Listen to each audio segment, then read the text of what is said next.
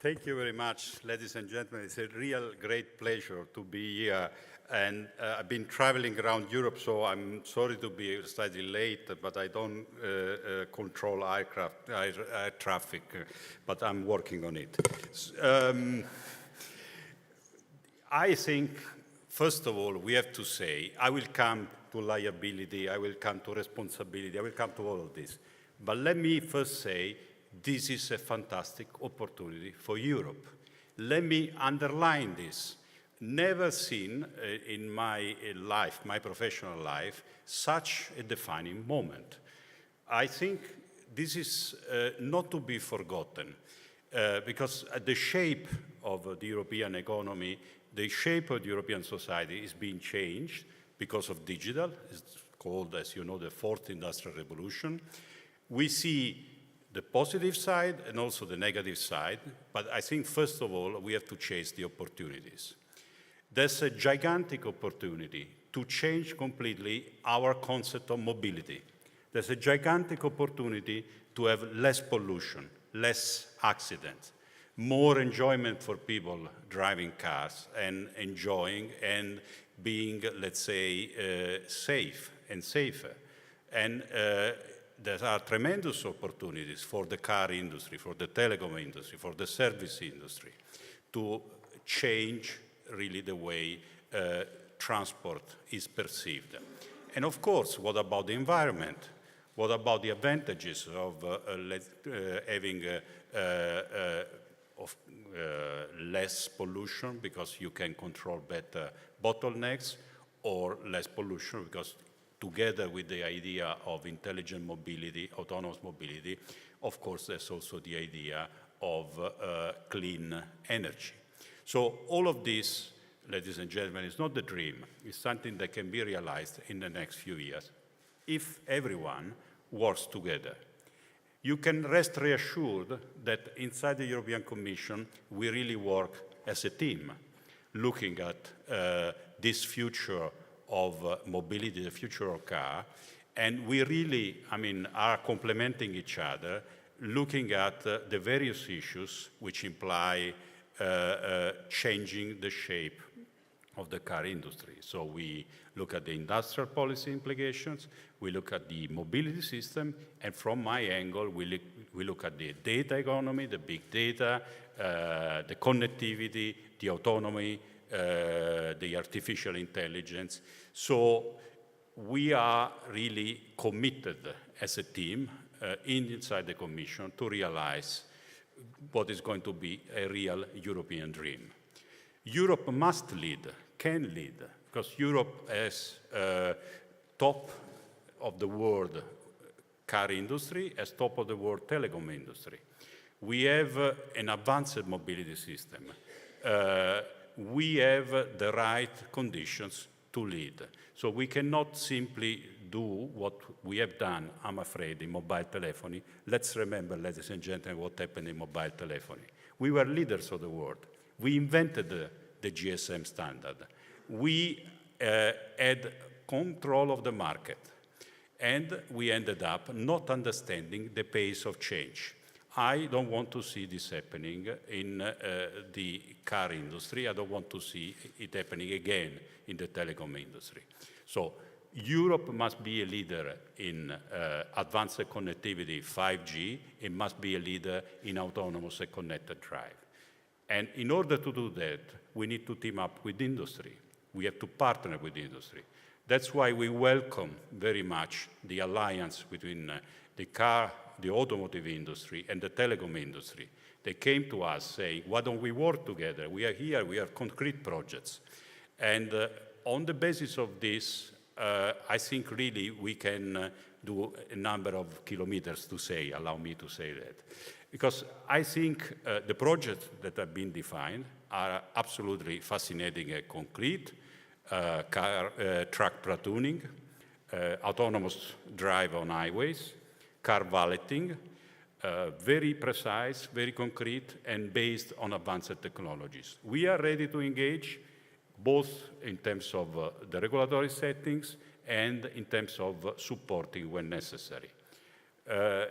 We invest a reasonable amount of money in digital technology. You might say not enough, but I mean, it's of the order of 14 billion euros over the financial period. And now we are entering the last part of this financial period, and we are looking to the next one. I think there's no doubt that we have to concentrate our efforts in what are the key enabling technologies and the key transformative ideas that will shape Europe. And as far as DigiConnect is concerned, for instance, we are really placing and hedging our bets on big data and supercomputing, as you know. We are hedging our bets on connected mobility, on e-health. We are hedging our bet on changing the government systems and in very advanced technologies, such as microelectronics, graphene. So I think we need to really concentrate efforts and join up effort with industry. That's why also we value very much the partnership we have in cybersecurity, in robotics, in the factory of the future. So stakes are high, but also the price that we could get is very high. It's about better quality of life for everyone and the competitiveness of Europe. And I think we can deliver very fast. We already have indicated what we want to do in the short term in terms of the CITS system. And my colleague later on will tell you what is all about our communication that was published yesterday. And at the same time, we can already plant the seeds for advanced connectivity, so passing in a seamless way from the CITS system we know to the 5G system, which is our sort of point of arrival. So making sure that there's compatibility on what all the service layers into the new standard, and making sure then the 5G supports connected and especially autonomous drive. To do that, you need 100%, 101% mobile coverage, 101% low latency, 101% you need high-speed connection between car and other cars, and car and all the rest of the ecosystem. So it's huge investments. But I mean, this should not scare, because if the regulatory environment is stable, if the mindset is the right one, and I'm sure that institutional investors will believe that Europe is the place to invest when it especially comes to change the mobility system of Europe. So what we want to do in the short term is to support this industry initiative by really making sure that there could be real-life test beds on real highways, and working with the member state to secure the necessary frequencies, the necessary resources, and working with the member states also to convince them to enter into a collective experimentation. Because as was said, we cannot even think about having different rules when it comes to the definition of what is an autonomous system. We cannot even think to have different rules about liability. That would be a real disaster. That would be really, I mean, the end of the dream I'm just trying to share with you, I'm sure you share. So we ought to have the same rules, but we ought to have the right rules. And to have the right rules on something which is a moving target, it takes a little bit of time. So our proposal is very clear and very simple in a way. Let's experiment, first of all, together with industry, what are the right things to do, and then let's move quickly into then what is needed in terms of cementing the regulatory system.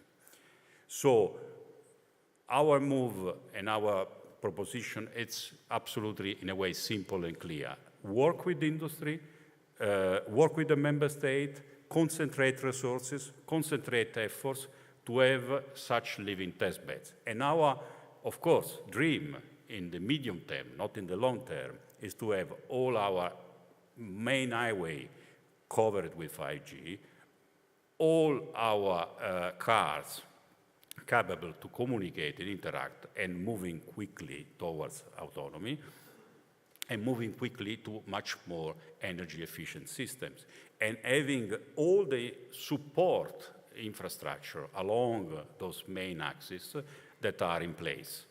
This is, ladies and gentlemen, a very doable dream for Europe. It's possible. It's not, I mean, something, of course, that requires a lot of effort altogether, but I'm sure it's behind the corner, especially if member states, commission, industry works together.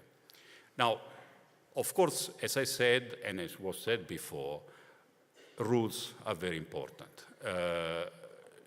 We should be, in this stage, abundant in consulting everyone about what are the right rules and parsimonious when it comes to rushing to regulate.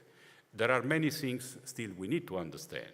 So that's why in January we will publish our first step of our data economy package, which is going to be a communication and a public consultation at the same time, where we will start to set some of the, let's say, putting on a piece of paper some of the ideas we have about who owns the data, whether, I mean, contractual best practices are the way to go, whether we need other forms of intervention, whether intervention is at all needed, whether industry practices are enough about data sharing practices. What is the role of public authorities in terms of, for instance, having access to data? Liability. I mean, is the set of rules we have in Europe, existing rules, enough for liability, or we need something else, we need something more? About, for instance, issues which are connected with the integrity of data. I mean, who sets, I mean, the standards, what is necessary? What are the rules for interoperability? Do we need the mandatory rules?